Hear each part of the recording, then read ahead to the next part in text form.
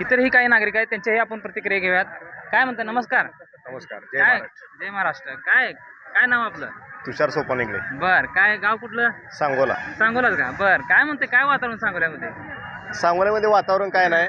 सांगोल्यामध्ये फक्त एकच चर्चा आहे हां. की या आमदाराने इथल्या गद्दारी केलेली आहे.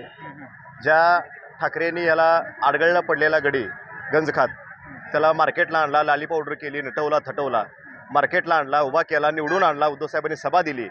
त्या उद्धव साहेबाला ह्या आमदारानं अवकात नसताना म्हणायचं की त्यांनी सांगोल्यातून इथं भाड्यानं राहावं आणि माझ्या विरोधात निवडणूक लढवावी. त्यामुळं ह्या माणसाने गद्दारी केलेली आहे. ह्याला प्रत्येक निवडणुकीला बाप बदलायची सवय आहे. या माणसानं जसं राजकारणात दिशा बदलली, भूमिका बदलली जाते, तसं या माणसानं कधी विलासराव देशमुखला बाप मानले, कधी यशवंतराव चव्हाणाला मानले, कधी पृथ्वीराज चव्हाणांना मानले, कधी सुशीलकुमार शिंदेला बाप मानलेला हा माणूस आहे. आता एकनाथराव शिंदेवर आलाय. आता एकनाथ शिंदेचं वय ह्याच्यापेक्षा कमी आहे, तरी एकनाथ शिंदेला बाप मानतोय. म्हणजे राजकारणासाठी ह्यानं किती दल बदलायचं, किती बाप बदलायचं, त्याला लिमिट असते. त्यामुळं ह्या ठाकरे बोलायची अवकात नसताना हा बोललेला आहे. त्यामुळे काही जरी केलं तर ह्याच्या बुडाला मशालेची आग लावून हाला राजकारणातून हा शिवसैनिक हद्दपार करणार आहे. पण त्यांनी विकास निधी खूप आणलाय. 8,000 कोटीचा निधी आणलाय, विकास केलाय म्हणते. काय 21 जानेवारी 2022ची क्लिप आहे. त्यावेळेला हा गद्दार एकनाथ शिंदे शिवसेना फुटून घेऊन पळून जायच्या अगोदर शिवसेना एकत्र होती. त्यावेळेला याच सांगोला विधानसभेच्या गद्दार आमदाराची क्लिप आहे युट्यूबला. 22 जानेवारी 2022ची क्लिप आहे, सर्वत्र युट्यूबला उपलब्ध आहे. एबीपी माझावरती हा गद्दार आमदार बोललेला आहे की उद्धव साहेबांनी मला जवळजवळ कोविडच्या काळामध्ये जवळजवळ मला 1.5 ते 2.5 कोटीचा निधी दिलेला आहे. कोविड काळ होता. उद्धव साहेब घरात बसून महाराष्ट्र कुटुंब प्रमुख या नात्यानं महाराष्ट्र हाताळला त्या माणसानं. कोविडच्या काळामध्ये ह्या माणसाला 2.5 कोटीचा निधी दिला, हा तोंड सांगतोय. आणि 2.5 वर्षामध्ये जाऊन परत जो विकास निधी ह्यानं आणला की हा फक्त विकास निधी दाखवायला आणला. खरा विकास निधी मात्र कडेचे बगल बच्चे मोठे करण्यासाठी आणला, स्वतः मोठं व्हायसाठी निधी आणला, टक्केवारी हाण्यासाठी निधी आणला, ठेकेदार मोठे करण्यासाठी निधी आणला. कुठेही जावं प्रत्यक्ष एकही काम जागेवरती नाही, आणि जरी असलं तर ते सरळ नाही. निकृष्ट दर्जाची काम आहेत. काय होईल, काय कसं होईल निवडणूक? काय तिरंगी होईल, चौरंगी होईल, काय वाटतं? या निवडणूक कशी जरी झाली तर या मतदारसंघामध्ये बदल हा अटळ आहे. परिवर्तन 1,00,000% होणार आहे. जरी हा विकास निधी आणला, आता बघा तुम्ही छोटे छोटे समाजाला मी ह्याच्याच ऑफिसवरनं हार फेटा तुरान फटाड्याची माळ, त्याला फटाडे माळाला लावायचं काढायचं डबडं, स्वतःच्या ऑफिसवरनं सगळं सत्कारात सामान देतोय आणि सत्कार करून घ्यायला लागलाय की बाबा मी तुम्हाला 5 गुंठ जागा तुमच्या समाजासाठी दिली, 2 गुंठ दिली, एवढा निधी आणला. आता कालच नाभिक समाजाचं आंदोलन झालं, तहसील कार्यालयासमोर अमरण उपोषण झालं. एक माझा नाभिक बांधव कार्यालयासमोर बसला होता उपोषणाला, आणि या उपोषणाला भेट गेल्यानंतर आमदार या नात्यानं त्यांना तिथं हा गद्दार आमदार म्हणतो की बाबा संत सेना महाराज महामंडळ हे कार्यान्वित आहे, पण ते कार्यान्वित करण्यासाठी मी प्रयत्न करतो, फक्त स्थापन आहे. हा प्रश्न साहेब इथं आल्यानंतर म्हणला मुख्यमंत्र्याला मी भेटतो, आणि 2 दिवस हे आंदोलन पुढे जातं. आणि मुंबईला जाऊन ह्या गद्दार एकनाथ शिंदेच्या अलिबाबा चारेश्वर टोळीमध्ये उदय सामंत हा उद्योगमंत्री आहे. उदय सामंतचा आणि ह्याचा नाभिक समाजाचा संत सेना महाराजाच्या केस शिल्पी मंडळ स्थापन झालेला आहे, ते कार्यान्वित करायचा. उद्योगमंत्र्याचा आणि त्याचा काय संबंध? हा प्रश्न एकनाथ शिंदेच्या गद्दार मुख्यमंत्र्याच्या लेवलचा, उपमुख्यमंत्र्याच्या लेवलचा नाभिक समाज लेड्यात काढलं. होलार समाज तर माहिती अधिकारामध्ये माहिती आहे, त्यांचा छोटासा प्रचंड प्रमाणामध्ये एवढा मोठा छोटे समाज बोलून सत्कार घ्यायला लागलाय. होलार समाजाची माहिती अधिकारामध्ये माहिती मागवली मी, ती माहिती अशी होऊन दिली की होलार समाजाला 5 गुंठ जागाच कुठे उपलब्ध नाही, आणि सर इकडे तो आपल्याला सत्कार करून घेतोय. अरे मग किती येड्यात काढायचं? त्यामुळे लोक आता येड्यात निघणार नाहीत. मग आता त्याच प्रश्न अनुषंगाने म्हणतोय मी की सध्या लाडकी बहीण योजना सुरू केल्या, तसंच सन्मान किसान योजना, काय याचा परिणाम? काय नाही, लाडक्या बहिणीला सांगितलं ना तुम्हाला मी, लाडक्या बहिणीला 1500 रुपये दिले. मताच्या समोर कुठल्याही बहिणीला विचारा सर्वसामान्य की ती म्हणते 2 महिने पैसे मिळणार आहेत, त्यामुळे ती बहीण पैसे घेते एकत्र पट्ट्याने. स्वतः अजित दादा म्हणतात 28 वेळा नवऱ्यानं फॉर्म भरला बहिणीचा, लाडक्या बहिणीचा, आणि 28 वेळा पैसे काढले. त्या बहिणीला माहित आहे ना परत यांचं काय खरं नाही, गद्दार आहे, ती बंद करणार आहे. 28 वेळा किती 60 वेळा घे पाहिलं, माझं मत आहे. तिचा अभिमान आहे त्या बहिणीचा.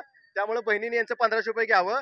पण बहिणीच्या लक्षात आलेलं आहे की आपल्याला 1500 रुपये दिलेले आहेत, पण आता तेलाची पिशवी 100 रुपयाची 125-150 रुपयाच्या घरात नेलेली आहे, आणि आता दिपोळीच्या समोर तेलाचंच काम आहे सगळं. त्यापाय बहिणीची ओळणी परत घेणारे गद्दार भाव आहेत. त्यांना पैशासमोर काय कळत नाही, ती अशी अवलादीची कडू गद्दार आहे ती. त्यापाय सांगोला विधानसभा नाही तर महाराष्ट्रामध्ये परिवर्तन अटळ आहे. एकनाथ शिंदे फॅक्टर येत्या 45 दिवसानंतर 26 नोव्हेंबरला या महाराष्ट्राला नवीन मुख्यमंत्री द्यायचा आहे. 26 नोव्हेंबर नंतर किंवा महिना अखेर नोव्हेंबर महिना अखेरला एकनाथ शिंदे फॅक्टर कुठचा दिसणार नाही महाराष्ट्रात. मनोजदादा जरांगे पाटील यांचं काय परिणाम होईल काय? 1,00,000% मनोज जरांगेचा परिणाम, पाटील साहेबांचा परिणाम होणार आहे. पण ते सुद्धा आता निवडणूक लढवणार असं जाहीर करतात, काय होईल? चांगली गोष्ट आहे. निवडणूक जरी लढवली तर एकच हेतू आहे की महाराष्ट्रातून भाजप हद्दपार झाला पाहिजे. हा. दोघांच्या बंडात महायुतीचा फायदा होईल वाटते का? अजिबात फायदा होणार नाही, कारण लोकसभेला आपण बघितलेला आहे. लोकसभेला एवढा या माढा मतदारसंघामध्ये किती तर कोटी रुपये चोराडा झालेला आहे. लोकांनी घ्यायचे पैसे निंबाळकरचं घेतलं आणि धैर्यशील मोहिते पाटलाला प्रचंड मताने लीड दिलेला आहे. त्यापायी लोकसभेचाच आपण अभ्यास करूया, तसंच विधानसभेला होणार आहे. सांगोल्यात परिवर्तन नक्की. सांगोल्यामध्ये परिवर्तन 1,00,000% आहे. गद्दार आमदाराच्या मशालीच्या माध्यमातून बुडाला आग लावून त्याला राजकारणातून हद्दपार जनता करणार आहे. काय नमस्ते, काय म्हणताय? निवांत आहे, बाजार लावलोय, जरा बाहेर गेलतो. बर काय झालं? बर बर, काय नाव? माझं नाव संतोष कांबळे. होय. काय सांगोला प्रॉपर? हा प्रॉपर सांगोला. काय म्हणते सांगोल्यातलं वातावरण?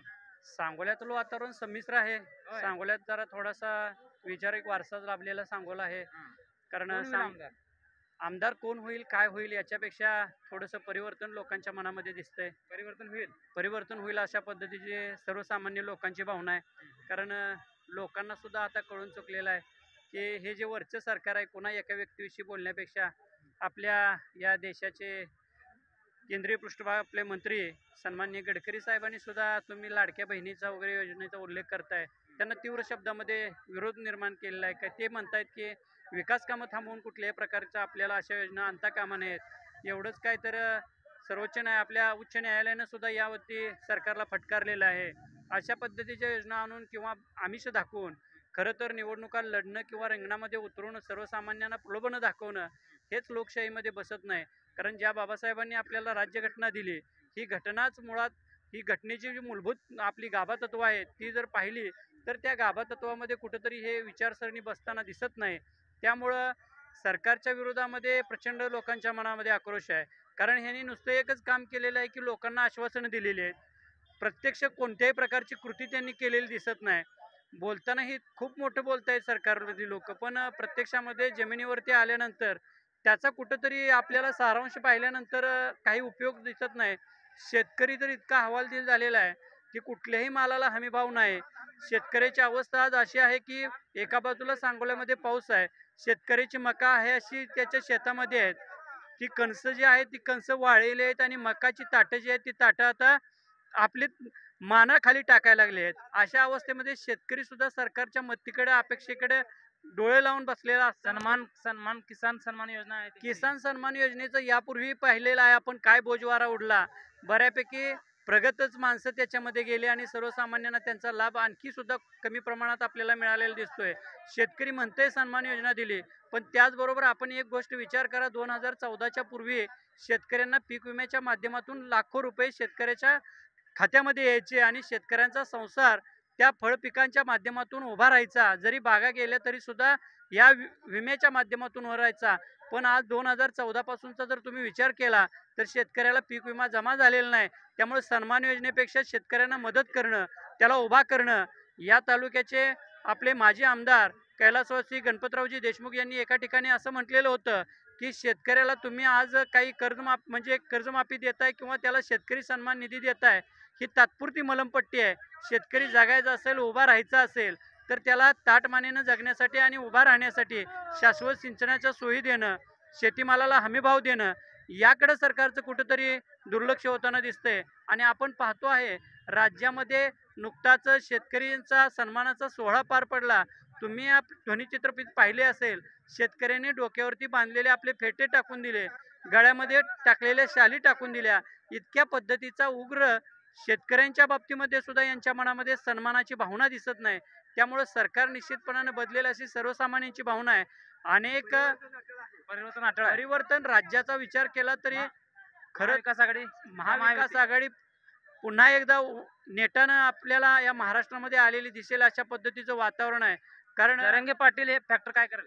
जरांगे पाटील दादा खरंच निश्चितपणानं मराठा समाजाच्या आरक्षणासाठी स्वतःच्या जीवाची बाजी लावली आणि खऱ्या अर्थानं त्यांनी मराठी समाजाच्या जीवनामध्ये क्रांती केली असं म्हटलं तरी फार वावगं ठरणार नाही. लोकांमधून असं म्हटलं जाते की जरांगे पाटलांनी उमेदवारी उभे केले तर महाविकास आघाडीची मतं जरांगे पाटलाला पडतील आणि महायुतीची आमदार निवडून येतील. तुम्हाला आणि काय वाटतं? निश्चितपणानं अशा पद्धतीचं तुम्हाला वाटते त्या पद्धतीने होईल. लोकसभेच्या निवडणुका नुकत्याच झाल्या.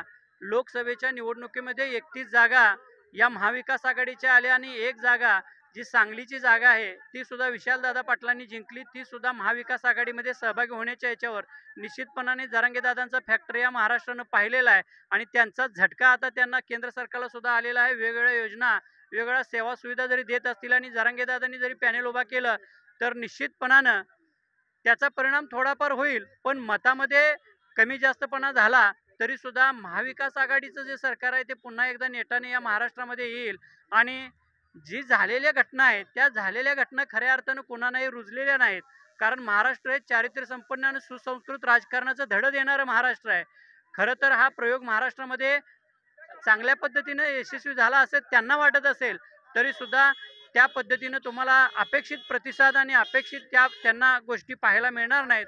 कारण समाज सुधारकांचं हे राज्य महाराष्ट्र आहे आणि अनेक क्रांतिकारकांचं राज्य हे महाराष्ट्र आहे. त्यामुळे महाराष्ट्र हे पुरोगामी आणि सुसंस्कृतचा धडा देणारं महाराष्ट्र निश्चितपणानं चालू इलेक्शनमध्ये सुद्धा नोव्हेंबरच्या तुम्हाला महाराष्ट्राला एक चांगलं सरकार देण्याचा निश्चितपणानं प्रयत्न करेल अशी आशा आहे. पण येणाऱ्यांनी सुद्धा शेतकरी, सर्वसामान्य माणूस, नोकरदार या सर्वांना सोबत घेऊन जाण्याची संकल्पना त्यांना निश्चितपणानं मांडावी लागेल आणि त्या पद्धतीनं आपल्याला सुद्धा वाटचाल केलेली भविष्यामध्ये या महाराष्ट्रातील जनतेनं दिसेल. ओके, धन्यवाद.